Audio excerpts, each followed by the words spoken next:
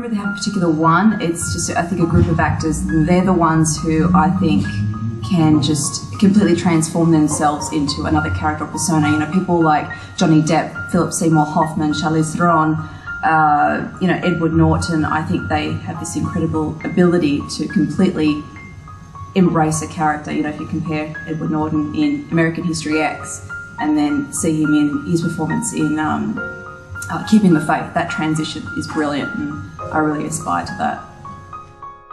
You know, I don't have a specific one. I've got like 1,000 DVDs, but I think the specific genres that I love, you know, I love period films, you know, the other Bowen Girl, Elizabeth, the Mafia movies, you know, Goodfellas, Casino, pretty much anything by Scorsese, and I love disaster movies, you know, Day After Tomorrow, Twister, Deep Impact, 2012, I love them. You know, if I can continue to act and travel the world and teach and pass on my knowledge, you know, I'd be really, really happy. In terms of my work, if I can, you know, aspire, just achieve what some of those transitional actors are able to do that I mentioned before, you know, I think that's something that I would, you know, put up high there on the list that I'd love to achieve.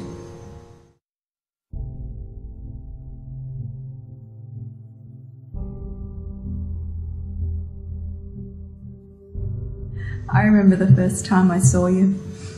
You were standing there at the airport, shouting in French. Funny thing is, we were in London.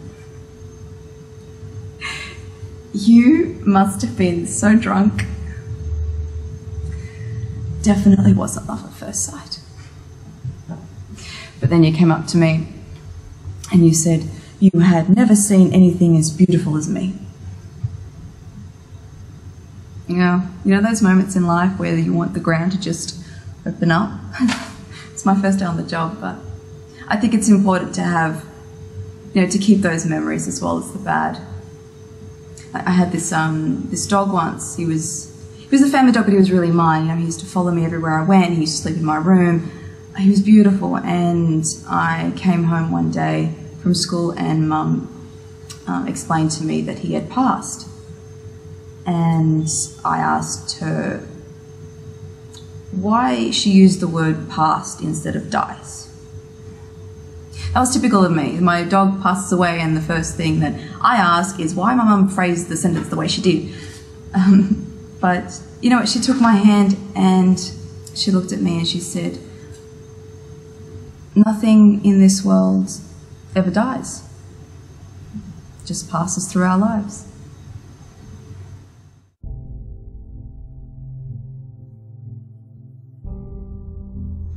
'94, that was the best year. It was the end of the good times.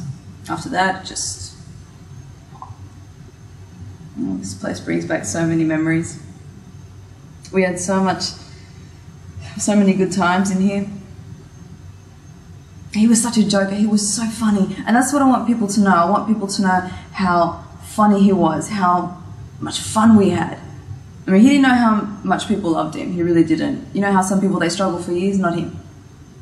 No, for him, everything just came to him. That was one of his problems, actually. Everything just came to him. I mean, he looked like, and then there's a little choir boy, but he wasn't, let me tell you. Huh? Yeah. The other woman in question doesn't really matter at this point because that wasn't meant to be. I was the only one. I mean, I don't know anybody else who stuck by him all those years. Do you? You guys know something I don't know? Now look, what people need to understand is what we had was an old-fashioned type of relationship. None of this new age soulmates and if it's not working out then call it quits straight away bullshit. No. It was good, it was bad, you know, it was beautiful. I mean, people loved him. You know, it was like with all his faults and all his fuck-ups, it just made him more like one of them.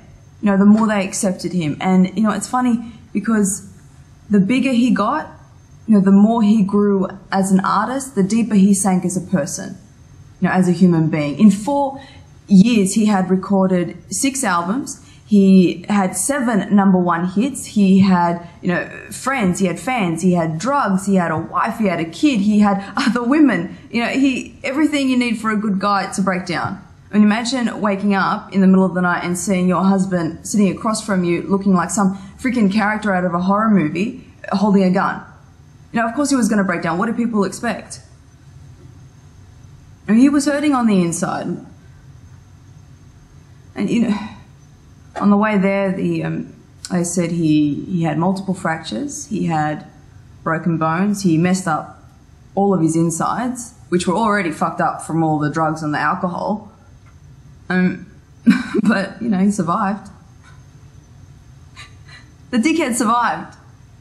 He survived the fall. He hit an air conditioning unit on the way down, and he bounced.